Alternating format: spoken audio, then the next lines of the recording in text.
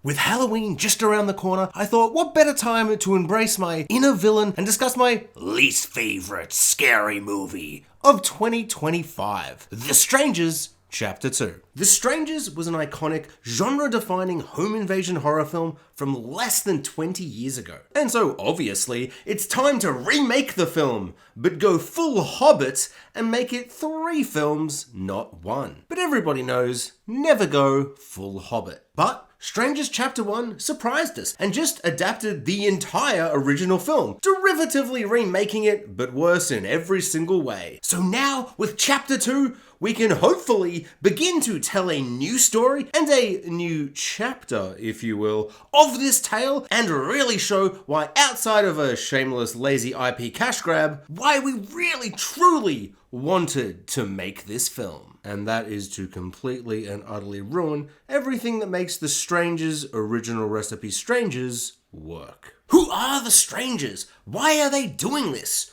Who is Tamara and where is she? All questions no one ever wanted to know. The iconic legacy of the haunting, horrific concept and absolutely terrifying essence of the Strangers' original recipe Strangers was not knowing these answers. The fear in the unknown, the fear of powerlessness to the cruel randomness. What can Liv Tyler do against such reckless random hate? This film had about 7 minutes of plot, all of which is focused solely on ruining the mystique and mystery of the Strangers. And if you're one of those few who does want to know more about these masked murderers, I can promise you the answers and how these answers are presented will not satisfy you. Think Jack Sparrow's flashback in Pirates 5, where he got his name and every item of clothing and all of his effects and, you know, that whole big one de-aging nightmare scene, levels of lazy, uninspired Hollywood slop. That's what we're dealing with here, but somehow worse.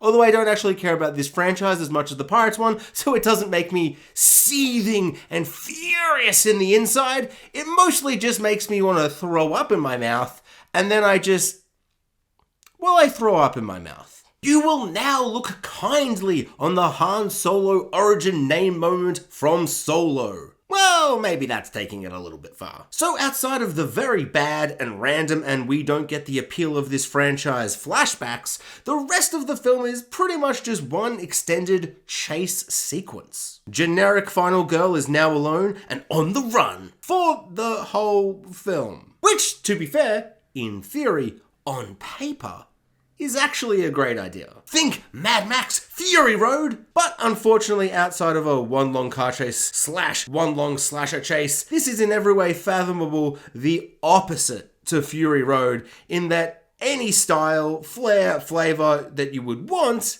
is non-existent. Any interesting characters, set pieces, or ideas are essentially non-existent, except for like one, but it's so silly and so over the top that it feels like I'm watching a parody movie. Not like a scary movie parody, like it's not that ridiculous, but it gets pretty close. Any reason or motivation for our final girl to do or achieve anything is non-existent. She is simply running to not die. Which could be good if there was any sense of tension or suspense or fun, thrilling concepts and or ideas. But this is potentially the single most unoriginal, derivative, lazy, uninspired extended chase scene I've ever seen. Every scene is from another horror movie, but removing the effective filmmaking and replacing it with a character you know can't die because this is part 2 of an already announced part 3. So even if it did have moments of mild intrigue and scares,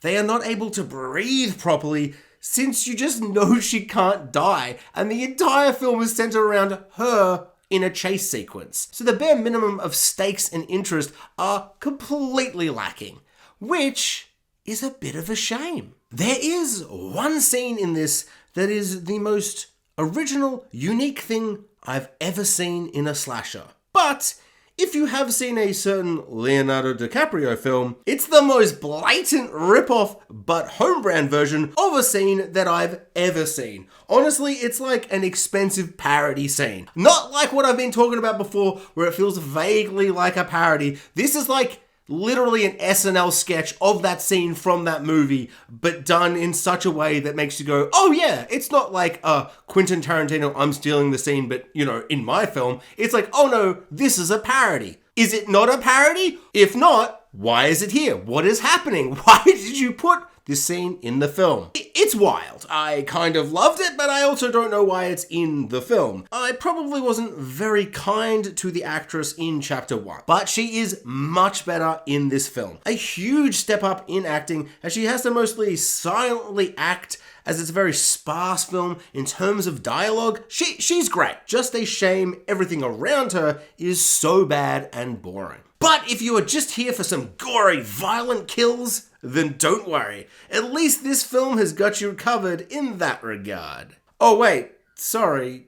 No, it doesn't. If you want off-screen violence, non-existent tension and scares, zero emotional investment in your final girl, derivative, repetitive chase sequences, and ruining the mystery of the strangers by answering questions you didn't want answered, then this film is for you. If not, skip it, 'cause it sucks.